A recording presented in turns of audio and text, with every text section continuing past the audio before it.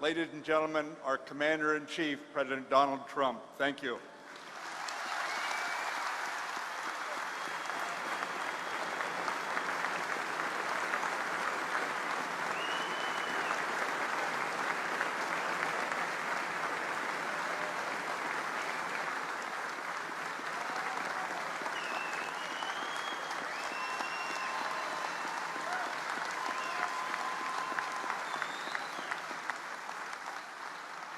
Thank you very much, Secretary Mattis, for that wonderful introduction and for your devoted service to our nation.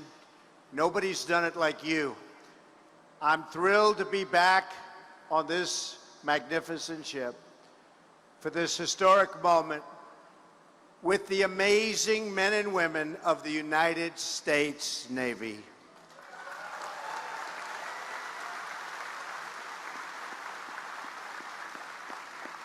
I was with you 4 months ago, and I knew that I had to be here today, and I told you I'd be back to congratulate you and the crew and everybody involved on commissioning the newest, largest, and most advanced aircraft carrier in the history of this world. That's a big achievement. After today, wherever this ship sails, you will all carry a proud title: plank owner of the USS Gerald R. Ford.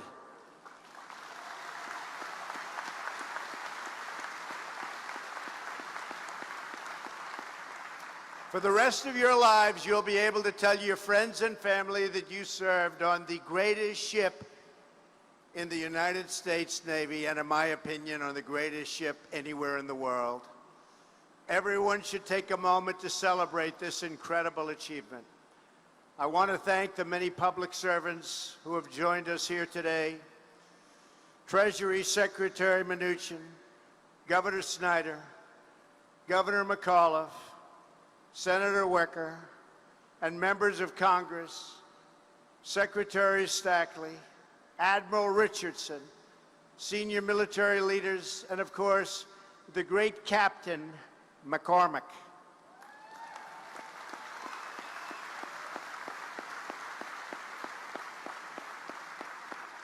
Captain, I know you will exemplify integrity at the helm. And have a good time doing it, Captain. Proud of you. Thanks to the entire Ford family, Susan, Jack, Steve, and Mike, for all that you've done to support this ship on its voyage. Thank you, Susan. Thank you. I also want to recognize two other people who were very special to President Ford. Thank you, Vice President Cheney and former Secretary of Defense Rumsfeld. Thank you. Thank you.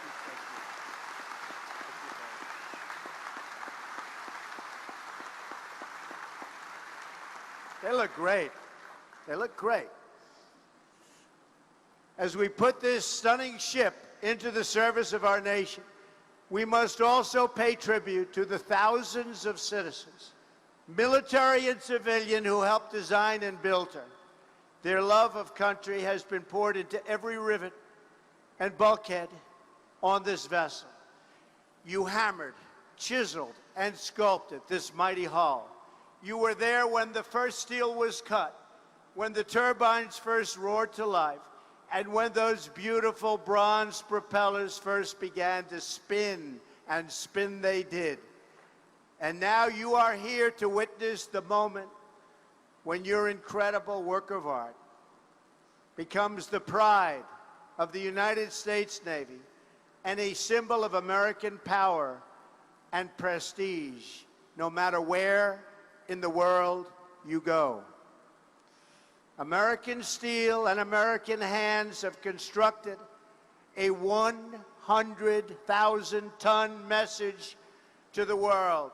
America might is second to none, and we're getting bigger and better and stronger every day of my administration. That I can tell you.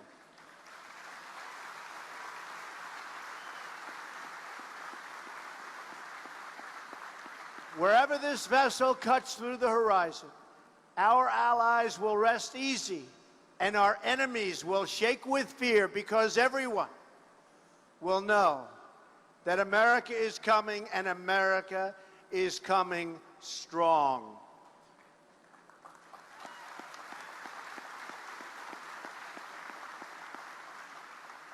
To every worker from Newport News Shipbuilding and every craftsman and engineer who helped build this incredible fortress on the sea, today we salute you. Thank you.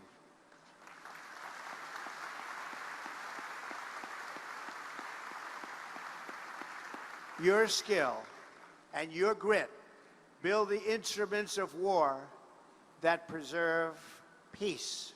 This ship is the deterrent that keeps us from having to fight in the first place.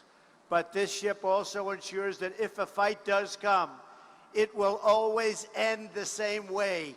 We will win, win, win. We will never lose. We will win.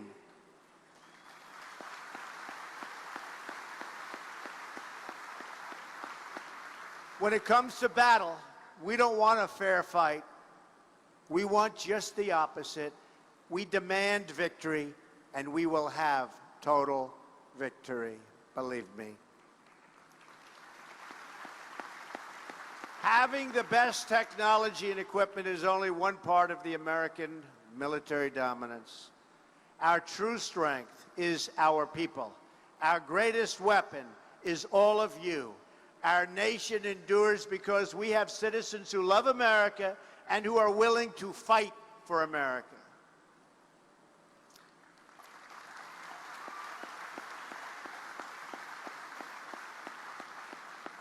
We are so very blessed with warriors who are willing to serve America in the greatest fighting force in history, the United States military. Today, this ship officially begins its role in the noble military history of our great nation.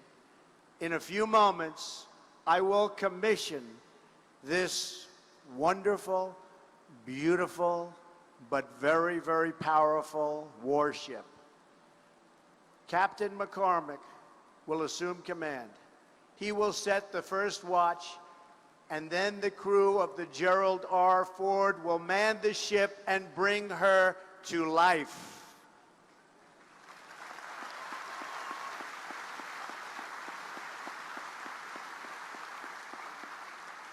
A ship is only as good as the people who serve on it, and the American sailor is the best anywhere in the world.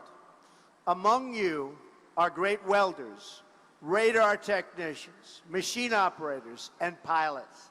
You take pride in your work, and America takes pride in you. We love you. We are proud of you. Thank you.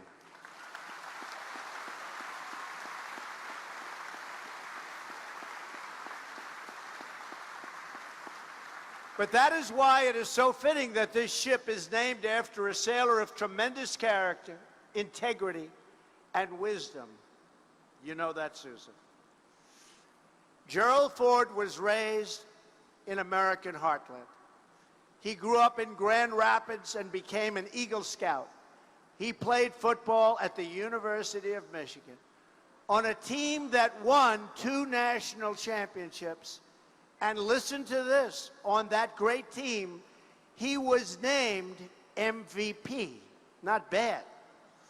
He then went to Yale Law School, and after Pearl Harbor, he volunteered to serve. President Ford joined the Navy and asked to be sent to sea. He wanted to do that very badly. He never really knew why. He felt it was a calling. He was assigned to a new carrier, the Monterey, becoming a plank owner himself on its commissioning in 1943. From there, he sailed to the Pacific and saw action, and a lot of action, in the Pacific War. Like so many others of his generation, Gerald Ford returned home and started a family. He ran for Congress, where he served the people of Michigan with honor for many years. From there, he became Vice President and then President of the United States of America. With this ship, we honor him for his lifetime of selfless and distinguished service.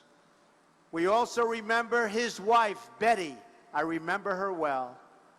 And we honor the bravery she showed in living her life so that her experiences could help others.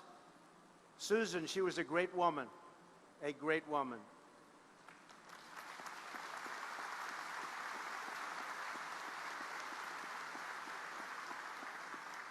Gerald Ford said that his time in the Navy convinced him that our lack of military preparation before World War II had only encouraged our enemies to fight harder and harder and harder. He learned a lot. In the future, Ford said, I felt the United States had to be strong. Never again could we allow our military to be anything but the absolute best. If he could see this ship today, President Gerald Ford would see his vision brought to life, and he would see his legacy of service being carried on by each and every one of you.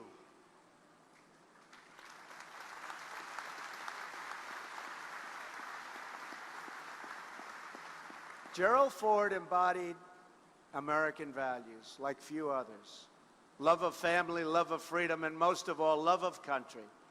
He knew that patriotism is the heartbeat of a nation. He knew that we must love our country in order to protect it. And he knew that we must have pride in our history if we are going to have confidence in our future. The men and women of America's armed services are part of a living history. You uphold timeless customs and traditions, and you protect our nation and our freedom for the next generation to come. You are fulfilling your duty to this nation, and now it is the job of our government to fulfill its duty to you.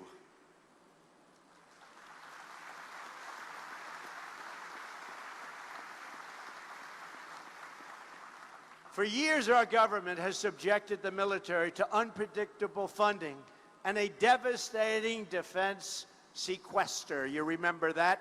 Sequester, not good. This has led to deferred maintenance, a lack of investment in new equipment and technology, and a shortfall in military readiness. In other words, it's been a very, very bad period of time for our military. That is why we reached a deal to secure an additional $20 billion for defense this year, and it's going up, and why I asked Congress for another $54 billion for next year. Now we need Congress to do its job and pass the budget that provides for higher, stable, and predictable funding levels for our military needs that our fighting men and women deserve, and you will get. Believe me, President Trump, I will tell you, you will get it. Don't worry about it. But I don't mind getting a little hand, so call that congressman and call that senator and make sure you get it.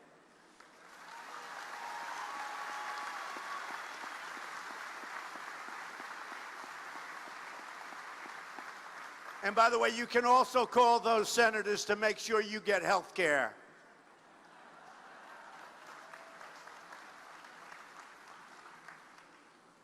We must end the defense sequester once and for all. We must also reform defense acquisitions to ensure that we are getting the best equipment at the best prices so that our dollars are used only for the best interests of our country and those who serve. We do not want cost overruns. We want the best equipment, but we want it built ahead of schedule, and we want it built under budget.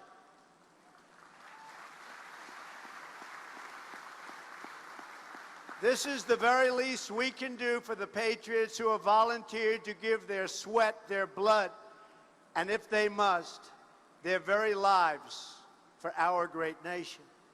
The commissioning of this new American carrier marks the renewal of our commitment to a future of American greatness. Greater than ever before. Remember that, greater than ever before. Just moments from now, the captain will set the first watch on the USS Gerald R. Ford. And with God's grace, a watch will stand until the day she is decommissioned 50 years or more from now. Most of you who will man the ship today are just about 20 years old. Together, you are embarking on a truly great adventure. The journey will require all of your talents, all of your efforts, and all of your heart. As you know, the sea holds many challenges and threats. But starting today, you will face, together, as a team, aboard this ship, which is your responsibility and your home. 3 generations of Americans will eventually man these decks. Perhaps even some of your own children and grandchildren someday. You will inspire many more American patriots to follow your lead and to serve. And one day, when you are old and have lived a long and hopefully happy and successful life, you may find yourselves back aboard this ship, surrounded by your family, to mark its decommissioning. And on that day, our entire nation will honor not just this carrier, it will honor you and the role you will have played in keeping America safe, strong, and free. To every patriot who will serve on this ship today and throughout history, I say this: keep the watch, protect her, defend her, and love her. Good luck and Godspeed. Thank you to the Ford family, and thank you to every sailor in the greatest Navy on earth. God bless you. God bless the Gerald R. Ford, and God bless the United States of America. Thank you very much. God bless you all.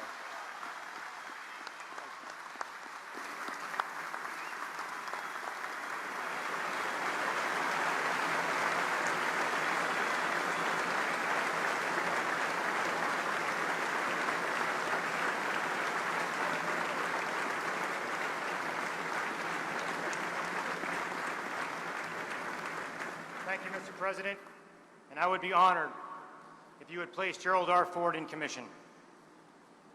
Will the guests please rise? Ship's company, attention!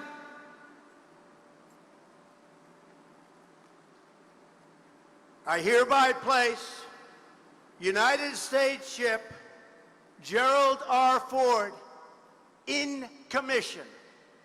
May God bless and guide this warship and all who shall sail in her.